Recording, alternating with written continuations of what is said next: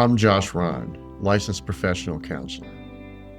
And this is what happens after you react, controlling the mental loop and stopping overthinking. You're not in the conversation anymore, but in your head, it's still happening. You hear it again, what they said, what you said, their tone, the complete moment. Then something changes. You begin editing it.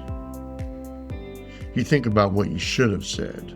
You imagine a better response, a stronger response, maybe even a calmer response.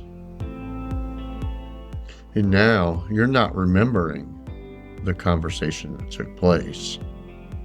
You're rebuilding it. And this is where most people get stuck, because it doesn't feel like you're stuck. It feels like you're working on it. It feels like I'm trying to understand it. I'm trying to learn from it. I'm trying to get it right next time. But what's actually happening is something different. You're running what I call a phantom conversation. A phantom conversation is a conversation that no longer exists, but continues in your mind. And in that conversation, you get another chance. You say it better, you say it clearer, you say it stronger. Maybe you defend yourself, explain yourself, get a chance to correct yourself. And for a moment, it feels like you're creating relief. Because in your mind, you fixed it. But in reality, in the world, nothing has changed. Because every time you replay it, you're not closing the loop. You're simply extending it. You're keeping the moment active.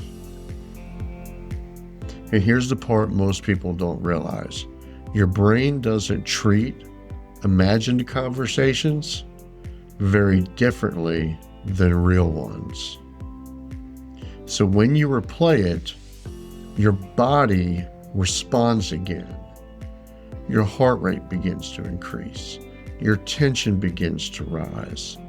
Emotions that you felt during the conversation come back online. And now you're not just thinking about the prior moment, you're reliving it.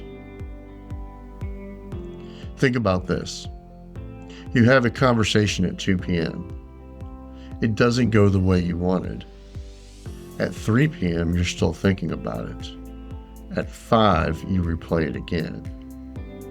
At 8, you're still adjusting what you would have said. By the time you go to sleep, you've had that conversation 10 different ways. None of the additional ways were real, but all of them were emotional. And now the next day, you don't just remember the conversation, you remember all the versions you created. And that's why it feels bigger, heavier, more intense than the original engagement. And it feels that way because it is. You didn't just experience it once, you experienced it multiple times, although it only took place in the world once. Now again, this is not random. Your brain is trying to do something useful.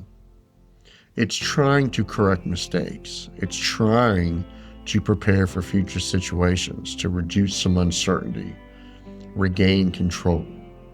So it replays the moment because it believes, if I can get this right in my head, I'll be ready for it next time.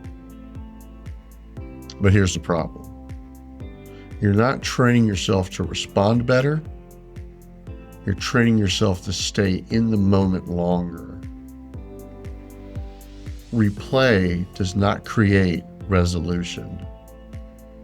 Replay creates repetition. And repetition strengthens emotional memory, whether those memories are positive or negative. It doesn't create clarity. It doesn't form strategy. It doesn't put you in control of the topic that was being discussed. So every time you go back, you're not moving forward. You're reinforcing the loop. You don't react to the moment. You react to the loop you've been running. And if the loop is built on replay, I guarantee you your next reactions will be too. So here's what I want you to start doing. When you catch yourself replaying your conversation, pause.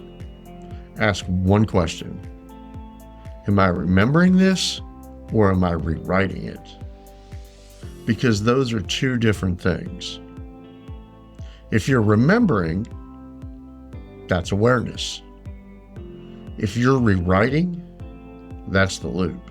And once you can see that difference, you can start stepping out of the loop.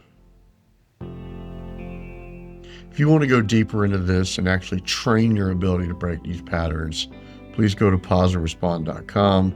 That's where you'll find the book, Pause and Respond, and several of the workbooks designed to help you apply this in real situations, because that's what this is designed for.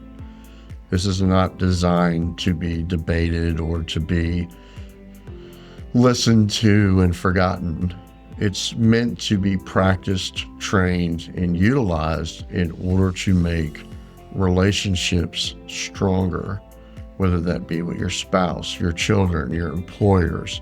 The idea is that you create a more wholesome experience in your life by utilizing these communication techniques.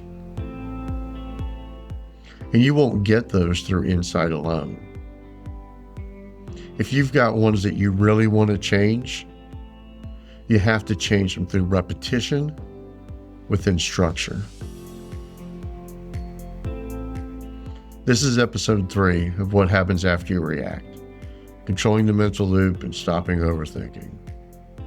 If you're serious about gaining control after the moment, not just during it, stay with this series.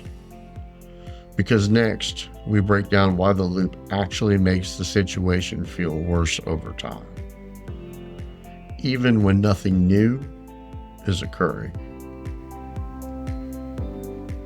Less reaction, more choices.